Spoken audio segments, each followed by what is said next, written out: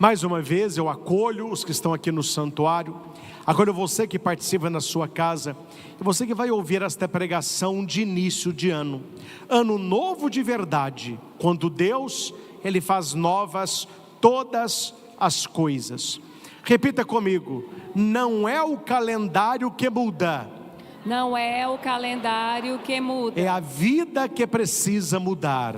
É a vida que precisa mudar. Ano novo. Ano novo. Só com vida nova. Só com vida nova. Meus irmãos, eu não sei se você já precisou fazer isso. Eu não vou falar que você faz isso, eu acho que ninguém faz isso. Mas tem hora que a gente precisa fazer. Não sei se você já estava com uma blusa, talvez usada, suada, e você toma banho e você não tem outra blusa. Você tem que vestir a mesma roupa. Parece que o banho não valeu. Não tem nada mais desagradável que depois de um banho onde você está limpo, você voltar a vestir uma roupa suada, uma roupa suja, uma roupa usada. É isso que muitas pessoas fazem na virada do ano. Elas viram o ano querendo ter uma vida nova, muita paz, muita alegria. Elas abraçam e é champanhe estourando, e fogo de artifício, aquela choradeira, e o povo pula na piscina e tá pirueta, uns abraçam, uns beijam, aquela confusão danada, e é cachorro latindo, gato miando, gente brigando, pronto. Aí o pessoal, nossa, viramos o ano, cara, mas que virada. Aí amanhã é o dia da preguiça nacional, né? A gente dorme até mais tarde um pouquinho, aquele dia que você fica assim, com aquela lombeirinha. Geralmente a gente vai comer comida francesa, né? Restou de ontem, geralmente tem. Então a gente está comendo uva passa desde o Natal até hoje, né? Aquela farofa que não acaba, misericórdia. Mas tudo bem. Só que dia 2 está aí. Aí a pessoa acorda dia 2, pelo menos aqui na nossa região, tudo vai começar a abrir ao meio-dia. De manhã ainda, você tem aquela ressaquinha. Meio-dia, as coisas abrem e você volta à vida normal. E na sua cabeça e no coração, o ano novo se resume na virada. É aquela alegria do 25 para o 26 que dura poucos momentos. Aí vem o dia 2, 3, 4, passou o ano novo, vamos enfrentar aí 2026. Por que essas coisas acontecem? Por que nós não conseguimos firmar o ano novo nos meses que vão acontecer, nas semanas que virão? Porque nós entramos num ano limpos com camisa suada, camisa suja. Nós começamos um ano novo sem nada novo na vida. Muitas pessoas querem um ano novo, mas ano novo é consequência de atitudes novas. Então diga para quem está ao seu lado: tenha novas atitudes. Tenha novas atitudes. Tenha novas atitudes. Se você não mudar a sua atitude, você não vai mudar a sua vida. Eu sei que toda comparação é manca, mas eu acho interessante. Não sei se alguém tem. Eu vou dar um conselho: quem não tem, não compre esteira para fazer caminhada dentro de casa. Não sei o seu caso, mas as pessoas que eu conheço que compraram a bendita esteira, todo mundo diz que ela serve para tudo, principalmente para enxugar a toalha molhada, mas ela não serve para o que foi feito. A pessoa acha que só o fato de ter a esteira que ela vai emagrecer. Então ela olha para aquela esteira: hoje não deu, amanhã eu vou andar, mas já não deu, segunda eu começo, e a esteira vai ficando. Cuidado, meus irmãos, que essa esteira, ela é um exemplo do ano novo. A gente entra no ano novo, mas não faz nada com ele. Ele continua no canto, continua empoeirado, continua, e a gente não vê o novo de Deus na nossa vida, porque não mudamos atitude principal para um ano novo, 2026, diferente, é atitude. Nós trocamos o calendário, mas tem muitas pessoas que não trocam o coração. Mudam os planos, mas nós não temos postura espiritual. Fale para quem está do seu lado, com voz firme: tenha postura espiritual. Tenha postura espiritual. Meu filho, sem postura espiritual, nada feito. Postura espiritual. Ano novo de verdade começa quando Deus entra na história. Só Ele é capaz de fazer novas todas as coisas. Eu não sei se vocês lembram, os que assistiram, A Paixão de Cristo, de Mel Gibson. Quem assistiu? Lembre, hora que Jesus está subindo com a cruz para o Calvário, numa porta, naquelas ruelas de Jerusalém, ele vai encontrar com a sua mãe. Maria não sabe se vai, pela violência da cena. É João que diz para ela: é agora ou nunca. A senhora quer chegar perto dele? É agora. Maria sai correndo. Aí acontece aquela cena tão bonita, né? Que mostra a Maria correndo para pegar o menininho Jesus. E a cena corta, ela está com Jesus ensanguentado. Ela chega perto de Jesus, ela não tem nem o que fazer, ele está todo ali ensanguentado, muito machucado. E Jesus olha para ela, ele tem força, ele levanta a cruz. E o que ele diz para Maria? Exatamente: eis que eu faço novas todas as coisas. Meu filho, a novidade para 2026, ou ela virá de Cristo, ou ela não virá. Felicidade de início de ano sem Cristo é ilusão, e para muitos é até pecado. Tem gente que começa o ano pecando, que começa o ano fazendo o que não deve, que começa o ano fazendo mal para os outros. Como que essa pessoa quer ter uma vida abençoada? Essa pessoa não tem postura espiritual. É o que nós viemos aqui para fazer.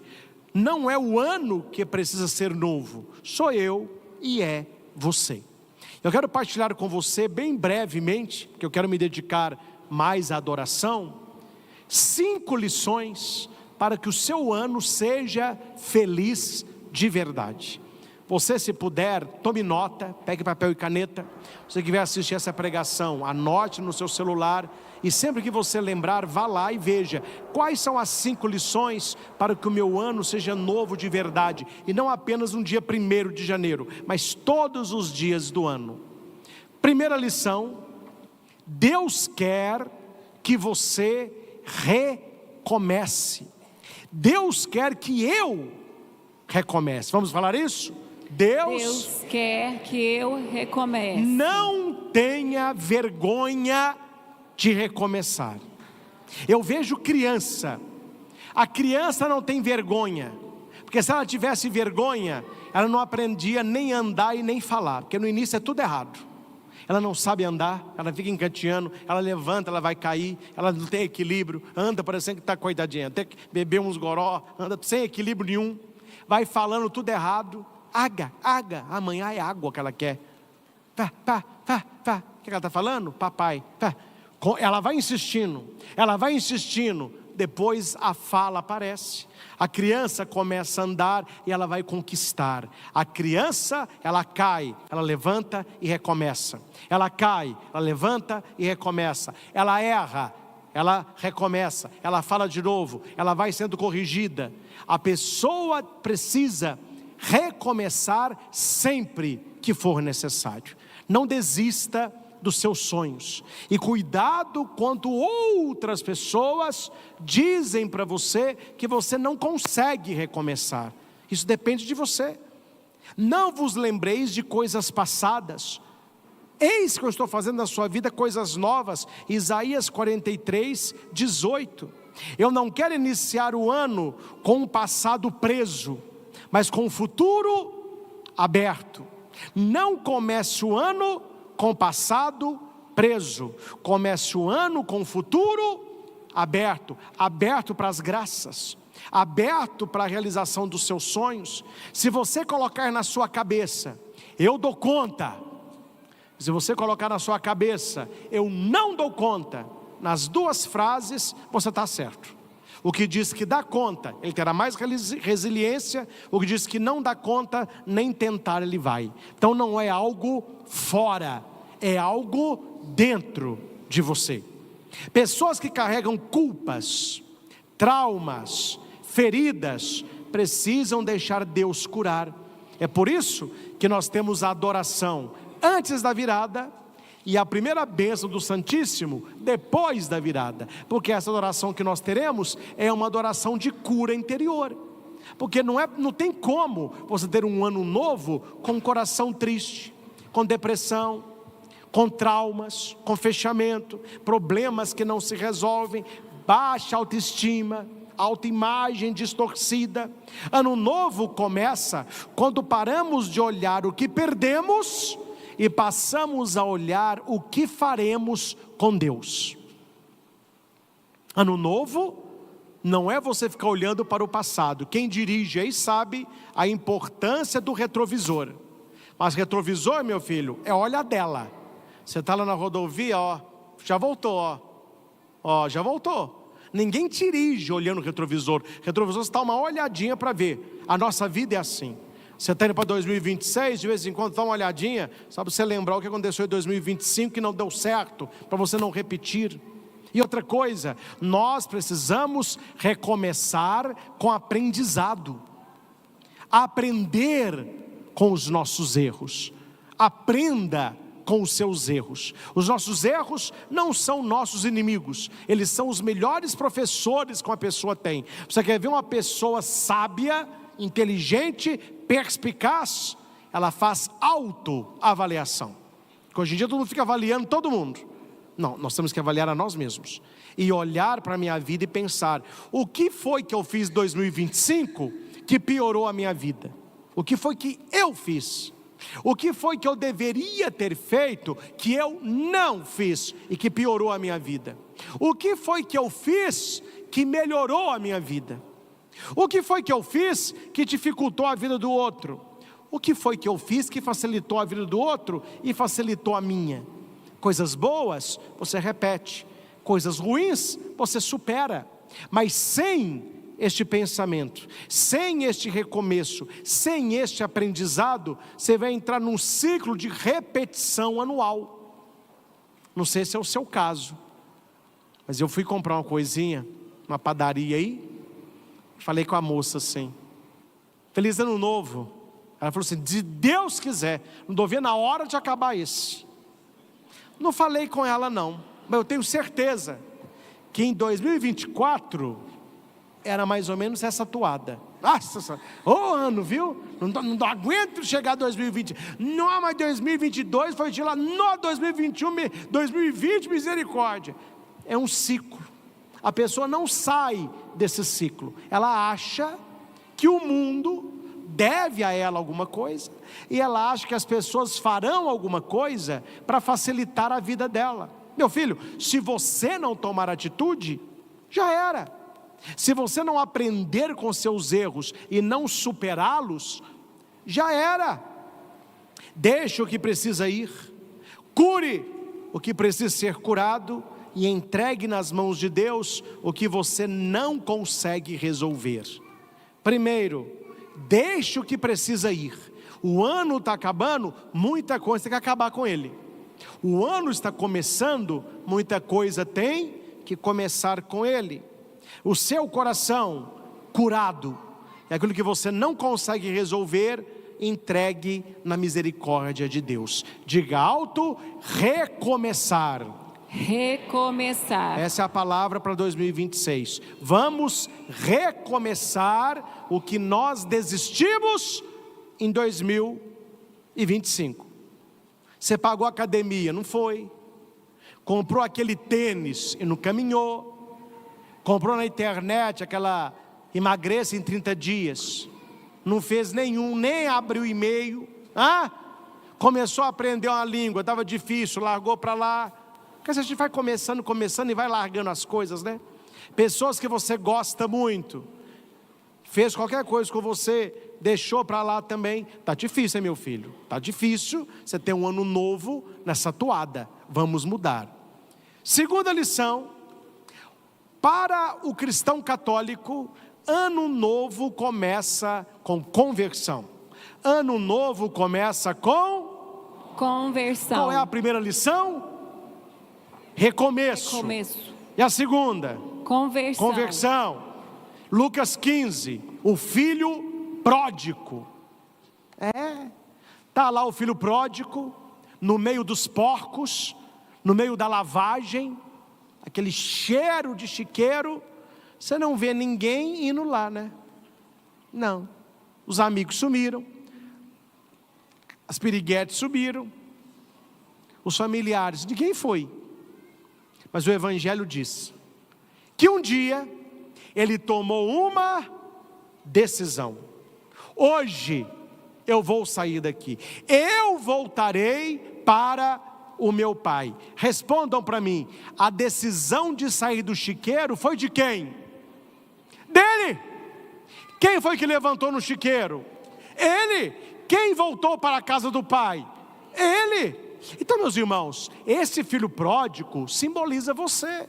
Se você não tomar uma atitude de mudança, as pessoas não vão tomar por você. É você que tem que tomar atitude. Eu vou voltar a estudar, eu vou voltar a mexer com aquilo que eu gosto, eu vou voltar a fazer tal coisa, eu vou mudar a minha vida, eu vou selecionar melhor as minhas amizades, eu vou selecionar melhor quem está dentro da minha casa, eu vou selecionar melhor a conversa que eu tenho no ambiente de trabalho, eu vou selecionar melhor o que eu ando vendo na TV, no celular, na internet. É você.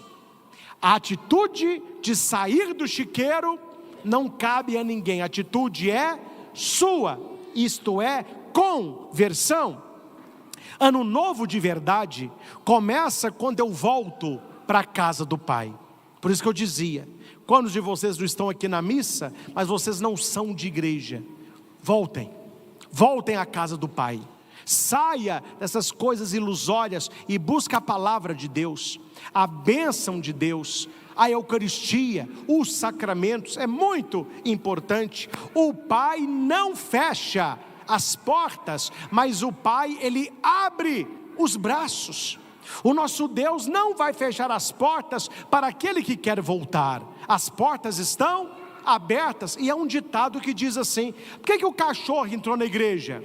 Porque a porta estava aberta. Por que o cristão voltou para a igreja? Porque a porta estava aberta. Não, porque eu estou procurando conversão, eu estou procurando mudança de vida, eu estou procurando uma amizade com nosso Senhor, confissão, conversão, vida de oração. Sem conversão, o ano novo é continuação do ano velho. Terceira lição. Qual é a primeira lição? Recomeço. E a segunda? Conversão. E a terceira? Não tenha medo do futuro. Muita gente tem. Ai, meu Deus, o que vai ser desse ano, hein? E a saúde? E o trabalho? E o estudo? E o namoro? Eu atendi um homem com a depressão profunda. Mas se eu fosse um homem, eu estava com depressão também, fazendo o que ele faz. Ele tem 2 filhas, pequenininhas. Ele diz que toda noite, na hora que elas estão dormindo, ele coloca a cabeça no beiral lá do portal do quarto, fica olhando as meninas dormindo e fica pensando assim: será que essas meninas vão morrer? Será que elas vão ter uma doença?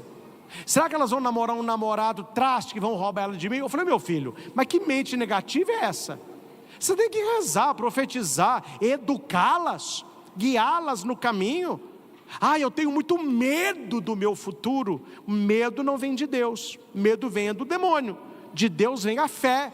Eu olho para 2026 e eu não quero ter medo do meu futuro. Jeremias 29:11, eu é que sei os planos que tenho para vós. Deus está falando, para você eu tenho plano de paz e não de desgraça, plano de bênção e não de sofrimento. Deus já está no futuro, Repita comigo: eu não conheço o meu futuro. Eu não conheço o meu futuro. Mas eu posso conhecer Deus no meu presente. Mas eu posso conhecer Deus no meu presente. Porque no meu futuro, Deus está. Deus está. Isso acalma o coração, não acalma, gente? Eu não sei o meu futuro. Eu também não sei, não. Pastor, fica falando isso, mas eu também não sei, não. O que me espera em 2026? Não tenho a mínima ideia. Mas eu espero sempre pelo melhor. Alguém assistiu aí O Diabo Veste Prada? Vai sair o 2, né? Eu gostei muito do filme. No Diabo Veste Prada, não vou contar o filme, é claro, mas tem um momento lá que um dos secretários mais próximos da Miranda Priestly, que é a principal, ele vai sair da revista, acho que é o M, lembra, um negócio assim, e vai trabalhar com um cara que faz bolsas caríssimas. Só que eles estão arrumando uma treta para tirar a Miranda da revista também. E ela diz que ela não vive sem aquela revista. Ela chama o cara que quer tirar, falou: se você me tirar da revista, fotógrafo, modelo, vai tudo sair, porque eles me devem muito. O que nós vamos fazer? Nós vamos entregar então a questão da bolsa para a mulher que iria me substituir. E na noite que ela vai fazer o discurso, havia o homem lá, o assessor da Miranda, que seria o sócio da bolsa. E ela disse: então eu quero apresentar uma pessoa muito querida, e que vai crescer agora, essas bolsas, agora uma marca internacional.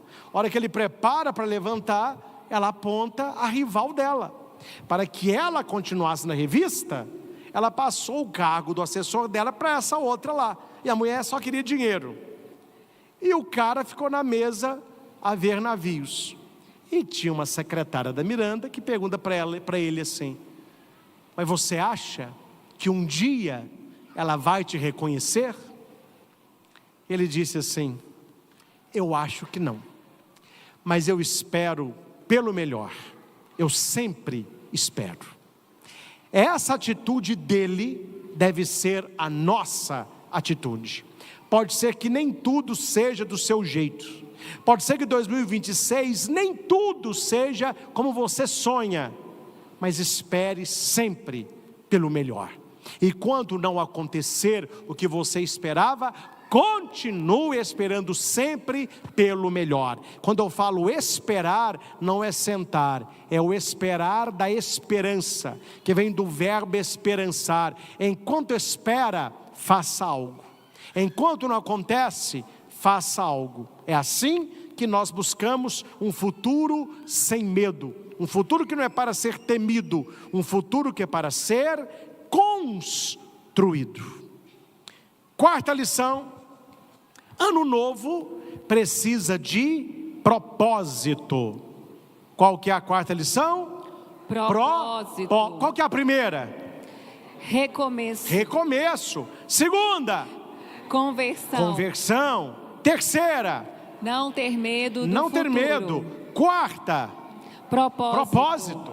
Meu irmão, o que é propósito? Propósito é o ponto B. Qual que é o ponto A? Onde você está. Quando você tem meta, resiliência, sonho, atitude, você vai alcançar aquele ponto que é o seu propósito, que é o âmago do seu coração. Uma pessoa sem propósito, ela anda sem direção, ela navega sem bússola, ela dirige sem meta. Então nós temos que ter propósitos para 2026. E aqui, pelo menos eu penso, que a palavra propósito, ela não aguenta muito S não. Acho que é no singular. E é um propósito para cada área da sua vida. Só vou citar algumas aqui, vai pensando aí, o que você quer nisso para 2026? Qual que é o seu propósito para a sua saúde física a partir de amanhã? O que você pode fazer para melhorar a sua saúde? Segundo, o que você pode fazer para melhorar as suas emoções? Saúde emocional. inteligência emocional. Cuidar mais do seu coração, das suas emoções. Terceiro, propósito familiar. Um propósito. O que você quer fazer em 2026 para melhorar a convivência da sua família? Uma coisa. Propósito matrimonial. Marido e mulher. Qual que é o meu propósito com meu marido, com a minha mulher para 2026? Propósito financeiro. Como que eu quero lidar com o meu dinheiro em 2026?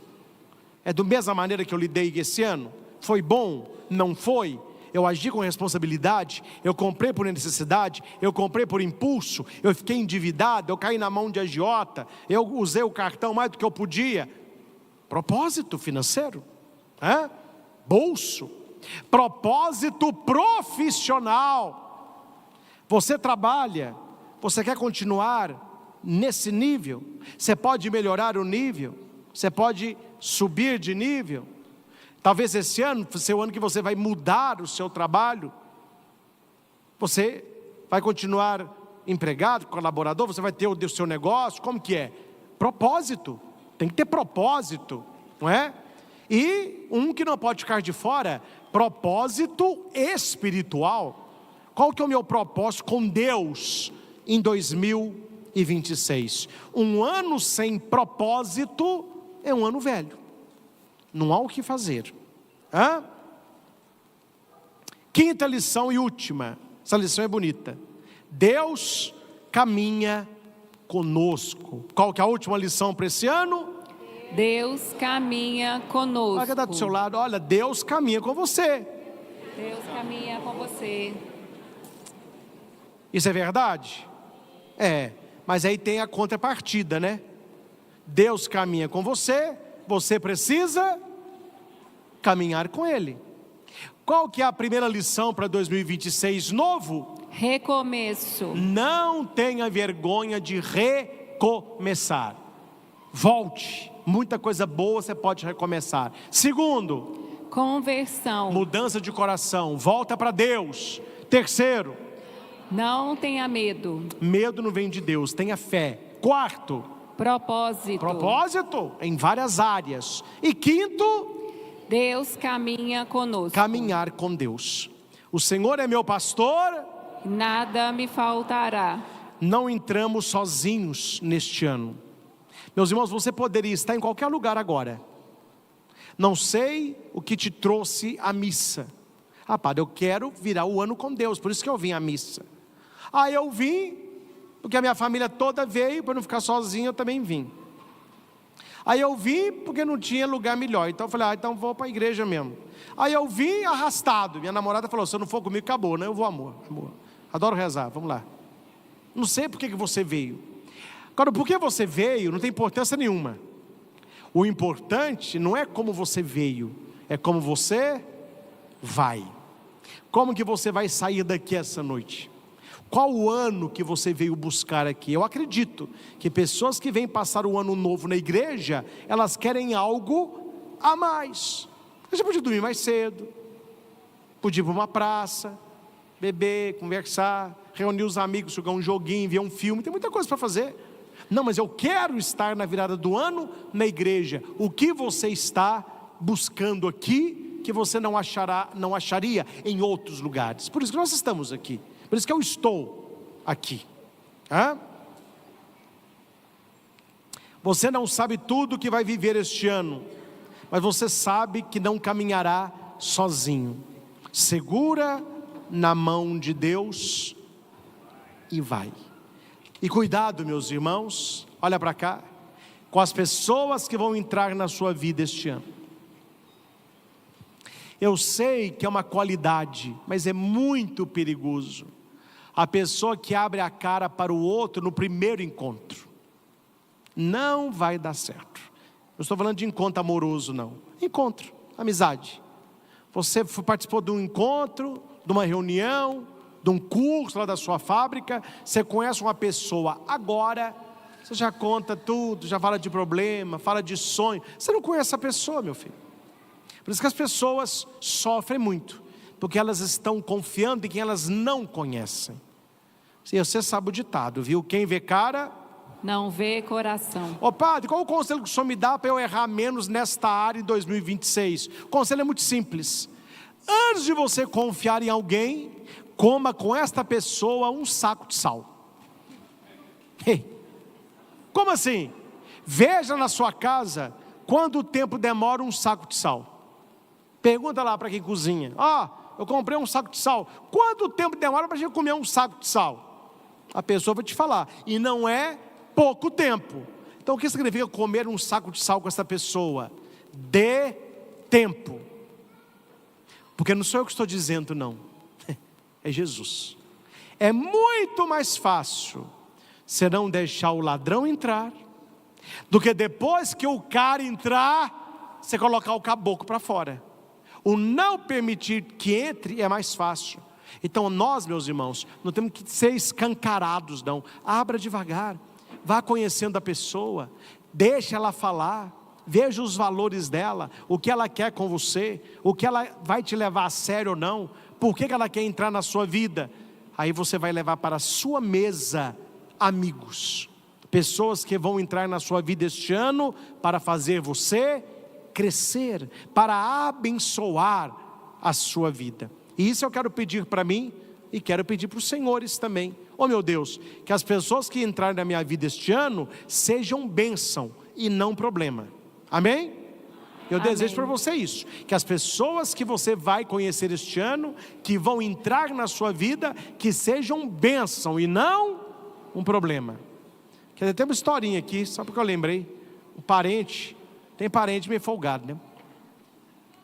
Então um parente chegou na casa de uma família e falou assim: vim fazer uma visitinha rápida. Isso é dia 19 de dezembro. Falou: opa, você é de casa, entra aí.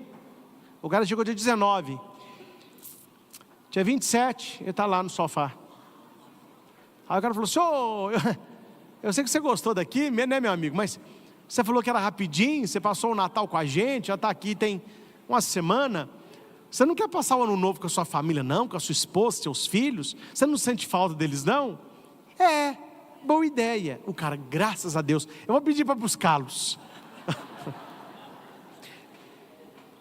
Meus irmãos, se você vai rezar para Deus afastar da sua vida algum tipo de pessoa, peça para Deus esse ano afastar não somente os invejosos e os cínicos, mas também os folgados.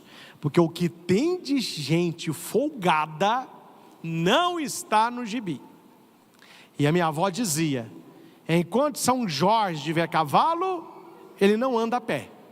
Tem muita gente que fala que é bom, mas desculpe, você não é bom, você é bobo. E as pessoas fazem com você o que fazem, porque elas sabem que você é uma pessoa boba, que você não reage, que você não tem opinião, que você não fala, você vai só e quer o melhor, o pior não, que é o pior da história. No final, esta pessoa ainda vai sair falando mal de você. É assim que a banda toca. Você fez tudo e no final quem é o ruim da história? Ano novo verdadeiro não é um estourar de fogos, mas é um acender a fé. Ano novo verdadeiro não se faz de champanhe, mas de joelho dobrado. Ano novo de verdade não começa meia-noite, mas começa quando você diz: Senhor, vem comigo, eu confio em Ti. Para irmos para a adoração ao Santíssimo, quero partilhar com vocês um texto pequenininho, que eles me enviaram como mensagem de ano. Nunca tinha recebido essa mensagem. Fiz questão de transcrever aqui na pregação. Dia 1º de janeiro. Tome os 12 meses completos. Limpe-os cuidadosamente de toda amargura, ódio, inveja. Corte cada mês em 28, 30 ou 31 pedaços diferentes. Mas não cozinhe tudo de uma vez. É um pedaço por dia. Prepare um dia de cada vez, com os seguintes ingredientes: uma parte de fé, uma parte de paciência, uma parte de coragem, uma parte de trabalho. Junte a cada dia um pouquinho de esperança, felicidade e amabilidade.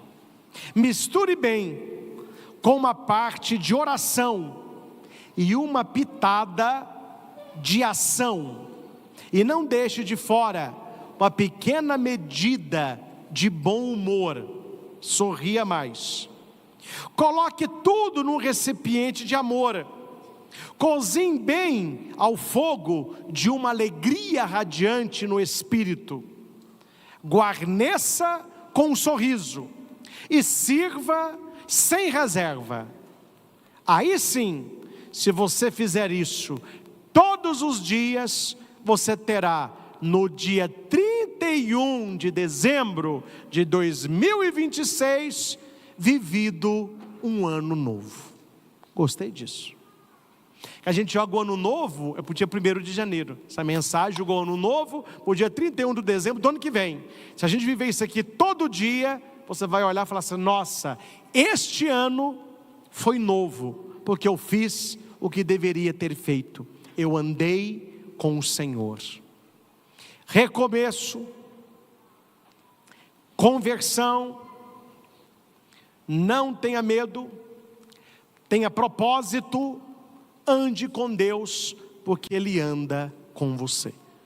Se você fizer estes passos, como eu vou tentar fazê-los também, nós teremos um ano bem melhor do que foi não apenas o 25, mas os anos anteriores, em que nós esperávamos que as coisas acontecessem, e agora não, nós vamos fazer as coisas acontecerem, porque se Deus é por nós, quem será contra nós? Em Deus eu confio, entrego e espero. Louvado seja nosso Senhor Jesus Cristo, para sempre seja louvado. Mais uma vez, eu acolho os que estão conosco aqui no santuário de maneira presencial, você que nos acompanha Brasil afora pelos meios de comunicação, você que está conosco também pelos aplicativos, e você que vai ouvir esta pregação depois que ela foi feita. Quero partilhar com vocês a imitação dos reis magos, o ajoelhar-se e o adorar. Nós estamos celebrando este domingo uma festa que é nesse ciclo de Natal, que se chama Epifania, que vem da palavra epifanos, que significa manifestação. Este ano eu fiz questão, depois de tanta bobagem que eu escutei, de fazer uma pregação mais incisiva no dia de Natal sobre a criança de Belém. Quem é o neném que nasceu em Belém? E esta reflexão, a partir do catecismo da igreja, a partir do anúncio dos anjos, ela volta hoje na liturgia, mostrando esses 3 homens que são magos. Mago não é mágico, é sábio. 3 sábios que no meio de tantas estrelas discerniram a estrela profética de Belém, que quando Herodes, totalmente desequilibrado, ele fica sabendo que um rei nasceu, ele se sente ameaçado, porque ele sabe que ele não é rei, ele usurpou o reinado, ele não é digno de estar naquela cadeira. Quando ele ouve dizer que o verdadeiro rei nasceu, ele fica perturbado, e com ele toda a cidade. Os sábios, que são reis, eles passam dentro do reinado de Herodes, procurando onde está o rei que acabou de nascer. Herodes não sabia de notícia alguma.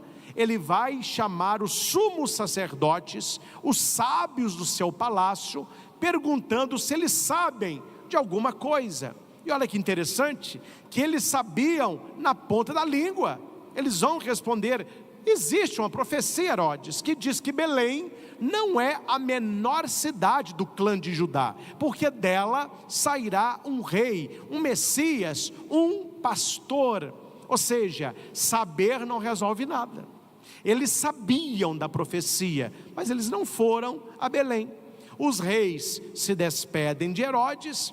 Herodes, que tinha a boca doce como mel, mas o coração amargo como fel, disse para eles ali: então vocês vão e vê se acha o menininho. Que bonitinho, né? Nasceu um neném. Se você encontra esse rei, volte e me diga onde ele está, porque eu também quero adorá-lo. Na verdade, ele queria matá-lo, como assim o tentou. Nós temos no Evangelho a estrela de Belém, que muitos até hoje não sabem disso, que as pessoas até hoje pensam, e você vai aprender, que a estrela de Belém se chama estrela, porque no céu ela brilhava como uma estrela, mas na verdade ela era um anjo. Isso está em Apocalipse, capítulo 13, versículo 4. Um anjo que brilhava como uma estrela, e ele foi acompanhando os reis até onde Jesus estava. Porque no nascimento de Cristo, o céu, ele se alegra. Hoje, quem é esta estrela? É Maria, a estrela da evangelização. É a pregação da igreja que deve nos levar sempre ao encontro pessoal com Jesus Cristo. E aqui nós temos a visita de 3 reis. A tradição não diz o número, aqui vai dizer que reis o visitaram, mas como os presentes eram 3, a tradição colocou 3 reis. É daí que vem o nome da festa de hoje, Epifania, manifestação. Para neném, quando você visita um neném que nasceu, a gente leva um chocalhinho, você leva fralda, você leva coisas de neném. Para Jesus não há presentes de bebê aqui. Os reis vão levar ouro, incenso e mirra, porque não são presentes apenas para o bebê que nasceu, mas para a missão do Emanuel que está conosco. Emanuel, Deus se faz um, Deus que acompanha. O ouro significa que aquela criança é rei. O incenso significa que aquela criança é Deus. E a mirra aponta para a sua paixão, a sua morte de cruz. Por isso que se chama a missa de hoje de Epifania, que você olhando para os presentes dos reis magos, a igreja entende quem é a criança que recebe. Então, resumindo, quem é a criança de Belém? Ela é rei, verdadeiramente Deus e verdadeiramente homem, igual a nós em tudo, menos no pecado. Quando você vai no nascimento de um neném, você nunca pensa que aquela criança vai morrer um dia. Só que ela vai morrer um dia. Só que a gente nunca pensa que no nascimento é vida, é alegria, é chegada. Mas o nascimento de Jesus, ele já aponta para a morte vicária de Cristo. Que se você pega a manjedoura, o formato da manjedoura são madeiras cruzadas, onde se coloca capim. São José teve que colocar ali um mantinho e colocaram o menino Jesus. Manjedoura, madeiras cruzadas, que apontam para quê? Para a cruz. Quando Maria pega o neném e o enrola num manto, Jesus fica todo enroladinho, aquele manto aponta para qual outro manto? O santo sudário. Quando Maria o coloca na manjedoura, a palavra manjedoura vem do verbo manger, que é mastigar, triturar, comer. Então Jesus é colocado na manjedoura como comida. João, no capítulo 6, vai dizer que Jesus é o pão da vida. Panis angelicus fit panis hominum, o pão do céu se fez pão dos homens. Então o nascimento de Cristo aponta para a sua paixão. Só em questão de curiosidade, eu gosto muito da tradição, aqui eles colocaram o nome nos reis, né? Que é o Gaspar, o Baltazar e o Melquior. Dizem que o Gaspar se chama o Branco. O rei Baltazar é o senhor dos senhores e o Melquior é o rei da luz, era aquele que mais brilhava, né? O primeiro veio de elefante, o segundo veio de camelo e o terceiro veio de cavalo. Significa o quê? Os três reis da época, as três raças conhecidas na época e os três animais usados para transporte na época. Então o que significa a epifania? O mundo reconhece em Jesus um novo tempo, onde Deus nos visita e nos chama ao seu encontro. Mas o mais importante, e é sobre isso que esse ano eu quero refletir, é a atitude dos reis magos quando eles chegam perante o menino. Veja, meus irmãos, que quando os reis adentram onde Jesus está, eles têm duas atitudes que é própria nossa, e nós devemos conservá-las na nossa vida, tanto pessoal como na vida litúrgica, que é a questão do ajoelhar-se e a questão da adoração. O Papa João Paulo II, São João Paulo II, na virada do milênio, ele disse assim: no próximo século, que é o século que nós estamos, ou os cristãos católicos serão mistagogos, ou eles não serão nada. O que é mistagogo? É aquele que adentra no mistério, é aquele que se inclina perante o mistério. Nós temos lá em Belém, quem já foi a Belém, ou já viu um filme, alguma foto, para você entrar na gruta de Belém, eles fizeram uma porta menor do que este ambão. Ela é larga, mas ela é baixa. Primeiro, para que o templo não fosse profanado nas invasões bárbaras, porque eles iam de cavalo. Então eles iam uma porta muito pequena, eles não iam perder tempo de entrar ali. Mas a porta foi rebaixada, porque quando os reis iam visitar a gruta de Belém, eles iam como os tais. E eles não faziam o que os reis magos fizeram, que é o inclinar-se, o ajoelhar-se e o adorar o Cristo que ali está. O que eles fizeram? Abaixaram a porta. Então hoje, toda pessoa que vai a Belém, e você vai entrar para visitar a gruta que Jesus nasceu, das duas uma, ou você abaixa ou você não entra. Então todas as pessoas, elas se inclinam para entrar na gruta de Belém. Por que esta inclinação? Porque foi a atitude dos reis magos. A hora que eles viram aquela criança, não há palavras ali, não há entendimento ali. Como que você olha uma pequena criança, um neném tão frágil, uma criaturinha tão necessitada do papai e da mamãe, de São José e de Nossa Senhora, e você olha para aquela criança e diz: é o Messias, é o Senhor, é o Redentor, é o Salvador, é o Emanuel. Isso nem sempre cabe na nossa cabeça, e muitas pessoas passam uma vida inquieta na espiritualidade, porque eles não estão na adoração, eles querem apenas a compreensão. E muitas coisas nós vamos compreender, e muitas coisas nós vamos entender, mas tantas outras, elas tangem o mundo do mistério, e no mistério não se toca, o mistério se adora. Os reis magos não ficaram perguntando: mas como que esse neném é Deus? Mas como que aconteceu a concepção desse neném? Mas por que ele nasceu aqui e não nasceu em outro lugar? Ah, mas se ele é rei, por que ele não nasceu num castelo? Mas qual se cumpriu essa profecia? Qual a profecia que se cumpriu? É de Isaías? É de Jeremias? É de Não. Os reis magos entram, olham o menino, oferecem os presentes, eles se ajoelham e adoram. É a atitude do mistagogo, é a atitude que João Paulo II tinha, passando na capela do Palácio Apostólico no Vaticano, cerca de 2 horas a 3 horas por dia, prostrado, com os braços abertos, adorando Jesus no Santíssimo Sacramento. Quando não se entende o mistério, se adora, se prostra.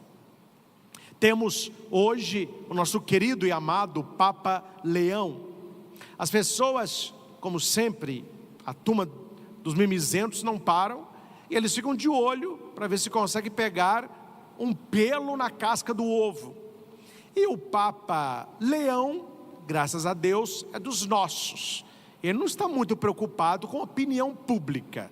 Ele não está muito preocupado em agradar. Isso já é um sinal positivo daquele que é um pregador da palavra. Um ministro da igreja, o que ele menos precisa preocupar é com a opinião pública. Mas o que as pessoas pensam do Papa Leão? O que as pessoas pensam dos bispos, dos padres? Isso não é preocupação nossa. Pelo menos eu não tenho esta preocupação. Por mim, não fede e nem cheira. O que nós temos que ter uma firmeza, é uma firmeza na pregação. Uma firmeza doutrinária. Um discurso que leve o povo à conversão. E que não é uma imposição, é uma proposta de caminho. E Papa Leão, ele visitou, não é, algumas igrejas, umas mesquitas nessa última viagem, e como Papa, respeitosamente, ele tirou o sapato e visitou ali. Só que não é religião cristã. Eles não adoram o Deus da revelação, que é Jesus Cristo. Então o Papa não tinha por que rezar, porque o pessoal gosta, né? Não, porque é tudo a mesma coisa. Todo caminho é a mesma coisa, todo mundo prega a mesma coisa. Então ele foi muito discreto, ele entra, ele visita, ele foi muito respeitoso, mas quando foi convidado para rezar, ele agradeceu. E ele não rezou nada ali dentro. E os repórteres não perdoam, né? Porque o pessoal da mídia adoram. Imagina, gente, se a grande mídia, ela já gosta de barraco, imagina a mídia do interior, hein? Mídia de cidade pequena, né? Mídia, aí o negócio fica pior ainda. E eles foram no Papa 2 vezes, perguntaram uma, não ficaram satisfeitos, foram de novo. Aí o Papa respondeu o que eles acharam que ele nunca ia responder. Eles perguntaram: nós vimos que sua santidade entrou lá na mesquita e que o senhor não orou, o senhor não rezou. Aí primeiro ele tentou ser mais diplomático. Não, mas quem disse que eu não rezei? Eu poderia estar rezando na minha mente, poderia estar rezando no meu coração, eu poderia estar rezando aqui agora. Aí a repórter perguntou: mas o senhor não rezou como seus antecessores? Aí o Papa respondeu: olha, para te falar a verdade, minha filha, eu prefiro muito mais rezar dentro de uma igreja católica, na presença do Santíssimo Sacramento. Mas me inquieta a insistência de vocês nessa pergunta. Curioso, viu? Curioso. Aí a repórter tentou de novo, ele falou: basta, e saiu. É assim que se faz. É assim que se faz. É assim que nós devemos tratar aqueles que não têm fé e não conseguem ter uma visão da espiritualidade cristã católica. Porque o Papa nos ensinou que perante o Santíssimo Sacramento se oferece presente, que a sua presença se ajoelha e se adora. Os outros creem no que creem, respeitamos, mas não imitamos. Nós temos a nossa doutrina, nós temos a nossa fé. E hoje, quando se fala dos reis magos, daqueles que chegam e adoram, eu quero partilhar com vocês rapidamente. É um livro muito bom, é um livro de padre, Ensino e Ezo. Não é meu não, viu? São as aparições de Jesus a um sacerdote, revelando a ele os desejos do coração. É um dos melhores presentes que você pode dar para um padre. Então, se você tem aí na sua paróquia um padre querido, fica a sugestão de um ótimo presente para ano novo. Esse presente foi me oferecido pela Madre Kelly, lá do Instituto Hesed, em Fortaleza. E ela lá, minha mãe estava, e ela dizia assim: olha, dona Ana, o nosso instituto vai dar para o Padre Cristo esse livro, Ensino IESO, fala sobre o sacerdote adorador. Mas seria muito mais valioso que a senhora o presenteasse. Aí eles passaram o livro para minha mãe fez uma dedicatória e lá mesmo me presenteou com um livro. E é um livro que tem me guiado nesta caminhada de adoração, de espiritualidade. Mas aquilo que o livro diz para o padre, eu partilho hoje com vocês, despertando no seu coração este desejo de adoração.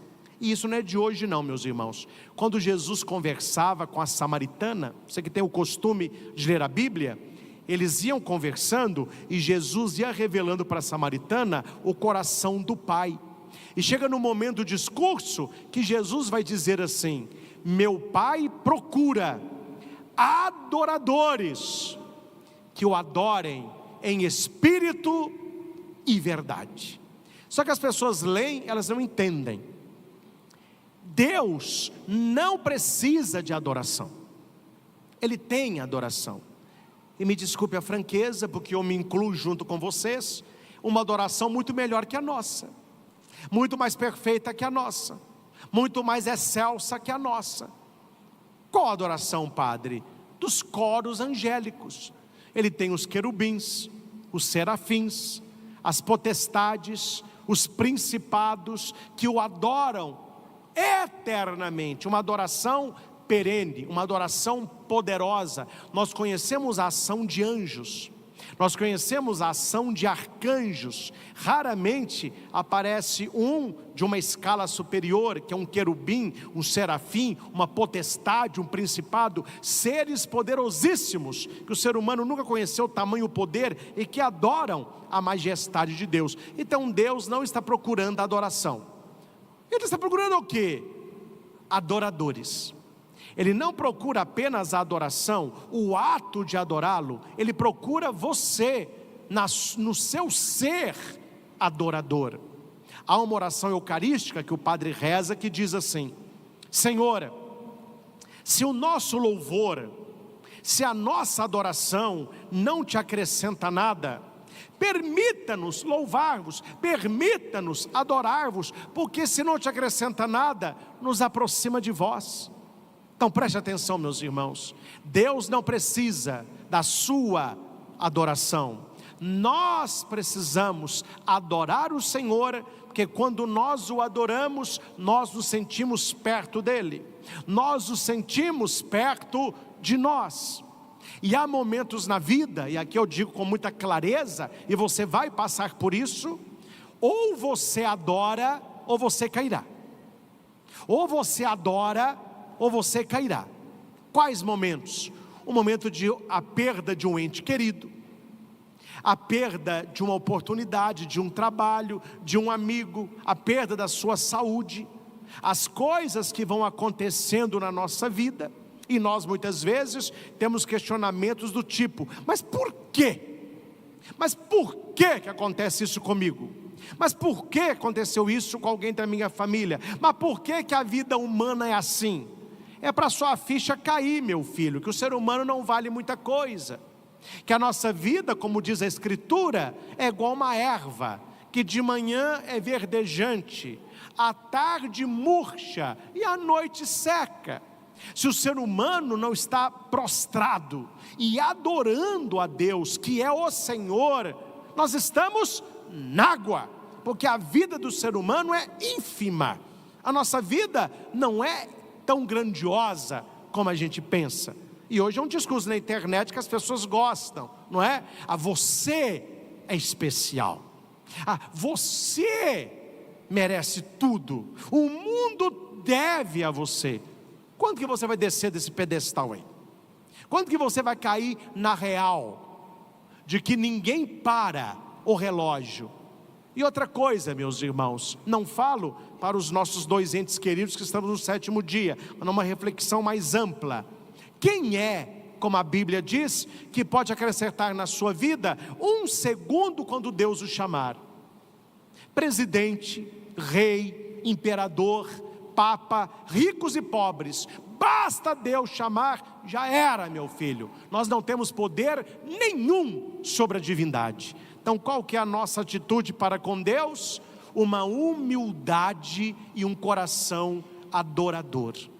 E as pessoas não entendem, muitos não entendem, que a revolta da pessoa para com Deus, eu conheço muitas pessoas revoltadas com Deus, não está ofuscando a glória de Deus, está tirando a vida da própria pessoa. Ela vai ficando magoada, ela não vê graça na vida. Quem não vive na graça de Deus, não tem graça na vida.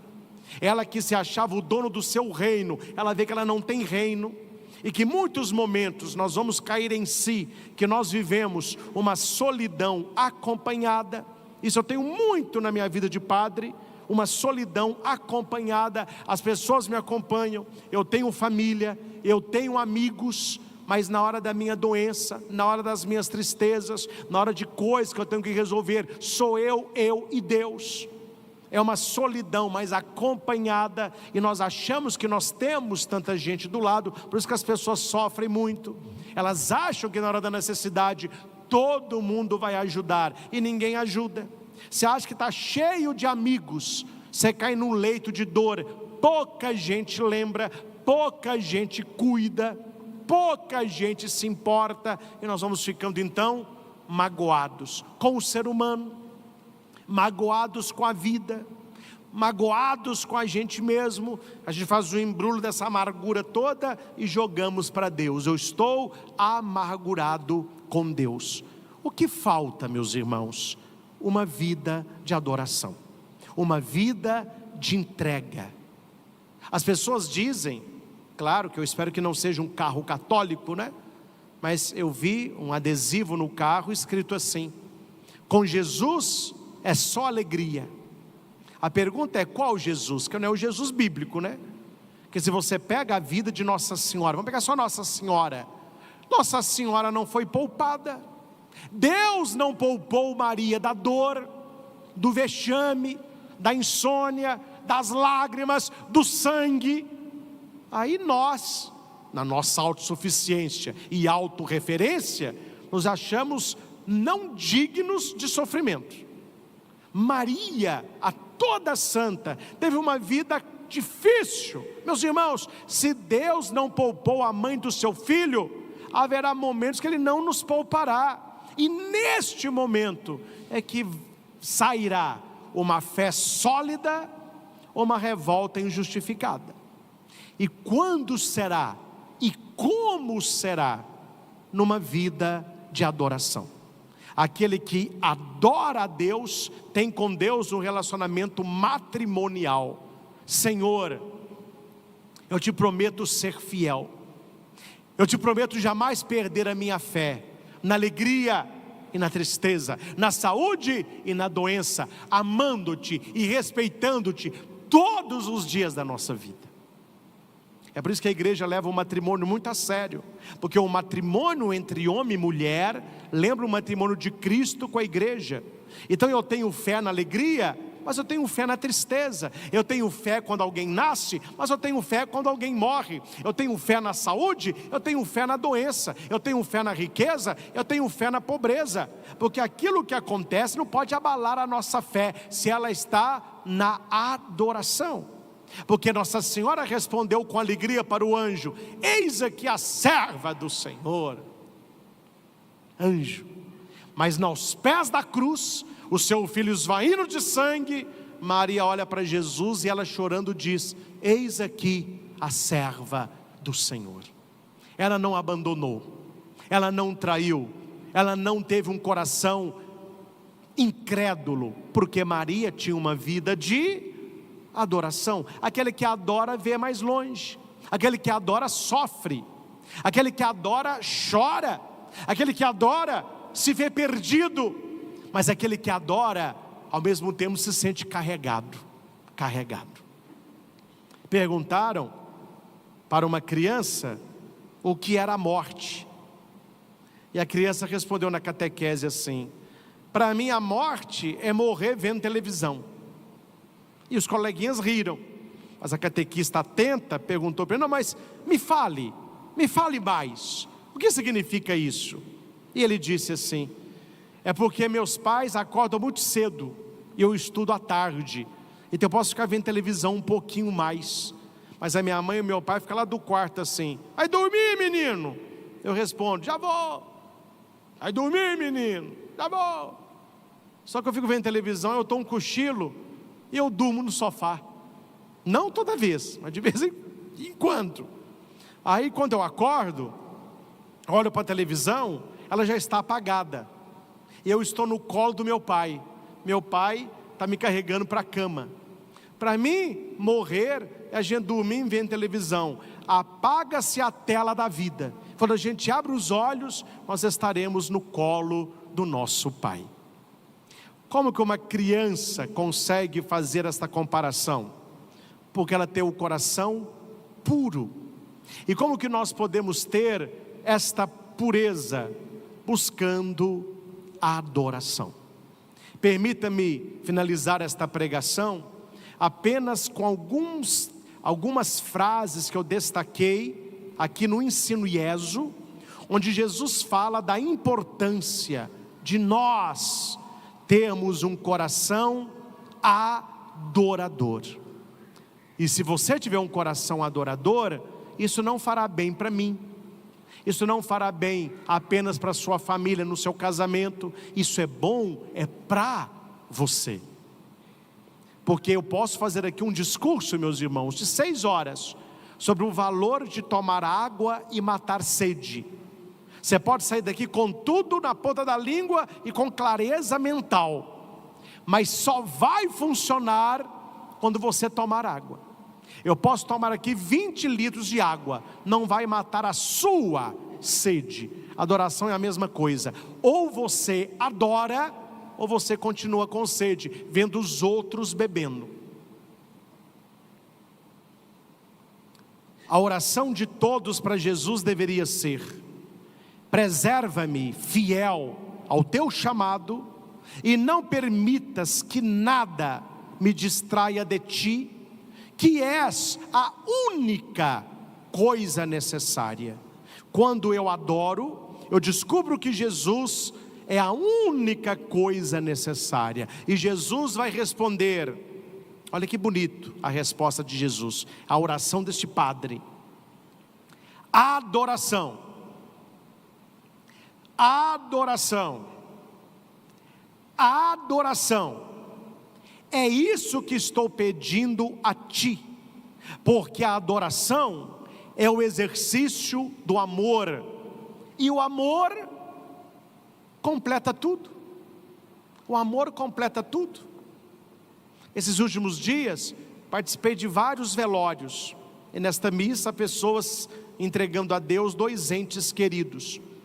Como dói, que eu sinto a dor daqueles que sofrem, e sofrem por alguém talvez que a gente não teve convivência.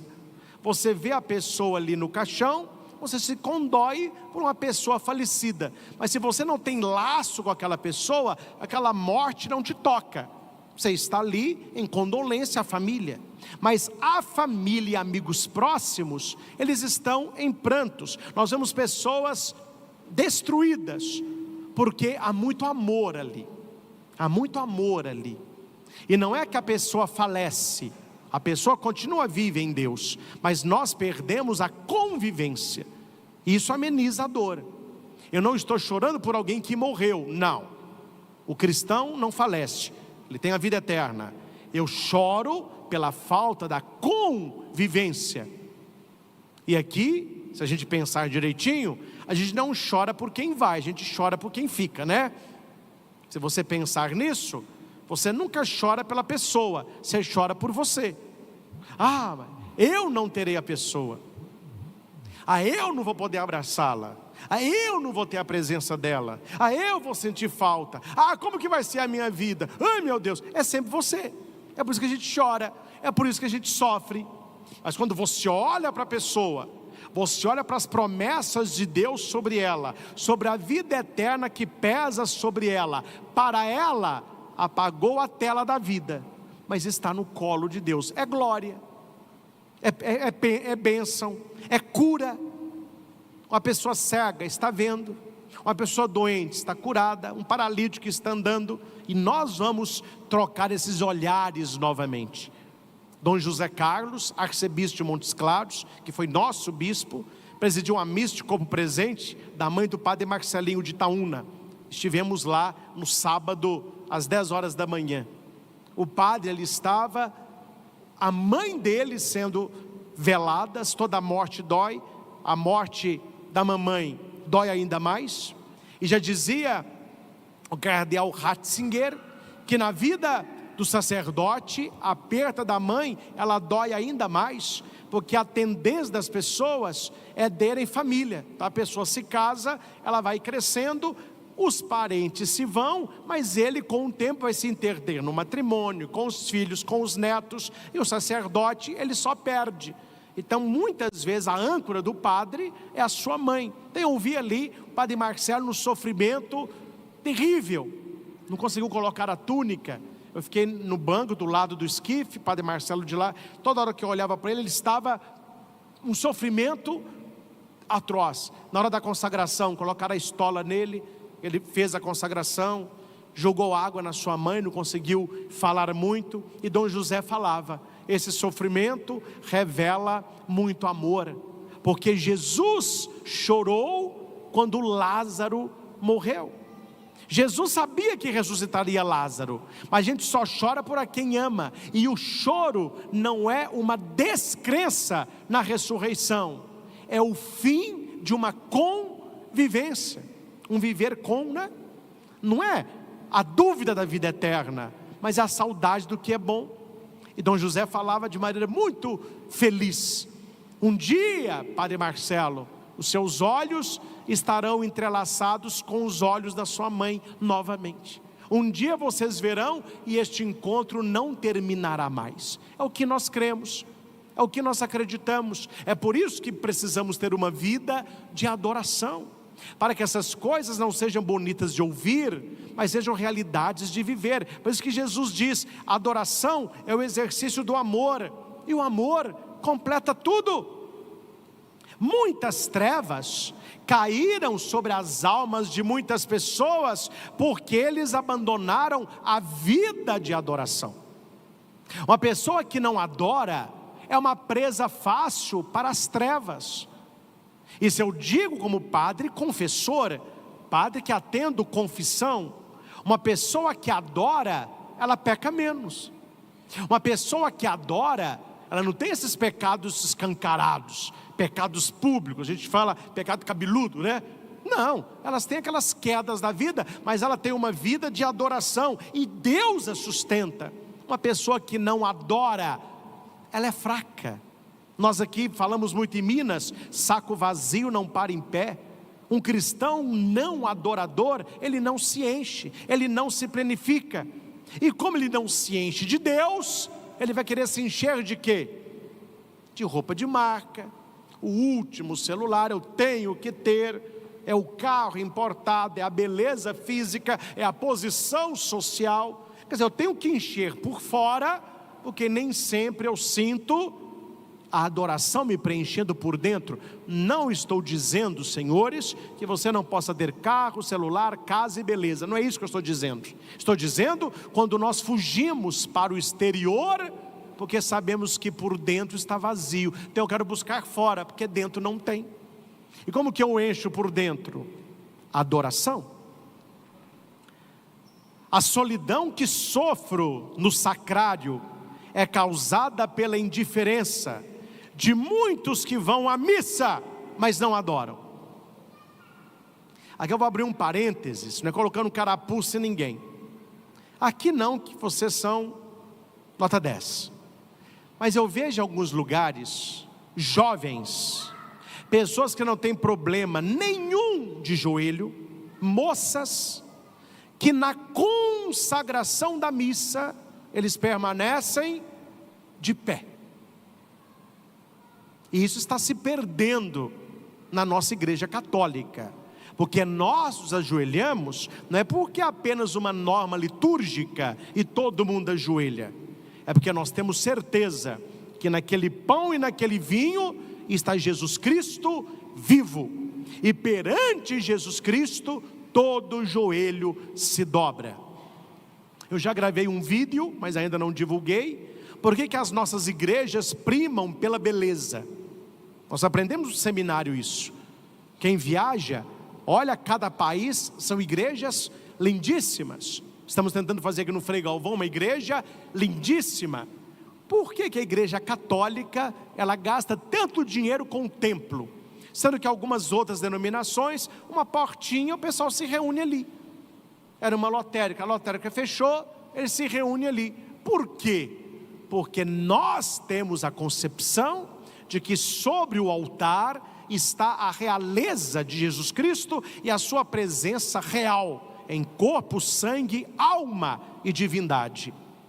Aquele que foi pobre para os homens, se elevou como Deus em glória. Porque os discípulos falaram, os anjos falaram aos discípulos, esse que você está vindo subir, ele voltará em glória. Quando Pilatos pergunta, tu és rei? Jesus responde, eu sou rei, mas o meu reino não é deste mundo. Se ele fosse daqui, os meus súditos teriam guerreado por mim. Então a beleza do templo, né, aquelas catedrais imponentes, é para nos dizer o quê? Adore a Deus. As pessoas pensam, também o pessoal fala muito que não sabe, né? Que a grandiosidade da Santa Sé, que eu sou apaixonado pela Itália, por Roma, a grandiosidade do Vaticano é para mostrar o poderio da igreja.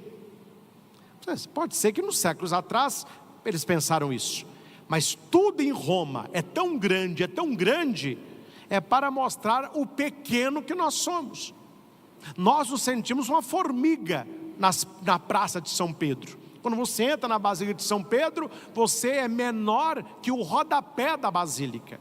Por que tanta grandiosidade? É a igreja te falando, olha o tamanho dessa igreja, olha o seu tamaninho, dobre, adore, Deus é grandioso. Então essas igrejas grandiosas, o nosso santuário alto, para mostrar o quê? O nosso Deus grande. E aqui funciona, que as pessoas que não frequentam aqui, que vêm a primeira vez, a primeira coisa que elas fazem, está cumprindo a função, olha para o alto, meu filho, lembra que tem um Deus maior do que você, olha para cima, é um coração adorador. Até agora, a graça preciosa da adoração é desconhecida a muitos, mas eis o momento, Epifania dos Reis Magos, eis a hora em que meus filhos e filhas voltarão para o altar e ajoelhados me adorarão em espírito e em verdade. Eles ouvirão meus apelos e retornarão penitentes e alegres aos pés dos meus altares. É isso, meus irmãos, que nós devemos aprender com os Reis Magos. Como eu cresço quando eu ajoelho. E não é um ajoelhar-se só na missa, não. Eu tenho o costume de rezar ajoelhado. Coloco lá na minha cama o meu livro de padre, um crucifixo, uma relíquia, e rezo ajoelhado. Porque quando a gente ajoelha, não sei se você já pensou nisso, toda vez que você ajoelha, você fica do tamanho de uma criança. Você ajoelhou, você é do tamanho da criança. Que Jesus disse, o reino dos céus pertence às crianças. Não é uma criança na idade cronológica, mas é a criança da adoração no tempo cairótico de Deus. Então aquele que ajoelha é grande para Deus, que é quando você se ajoelha, Deus cresce e Ele te sustenta. Finalizando esta pregação, nós queremos receber José, Maria, o menino Jesus, e eles vão receber a visita dos reis, que simbolizam todos nós, simbolizam você que está em casa, oferecendo o ouro da realeza, a mirra da humanidade, um incenso da divindade, porque hoje, 2000 anos depois, a igreja faz como os Reis Magos, nós reconhecemos que Jesus Cristo é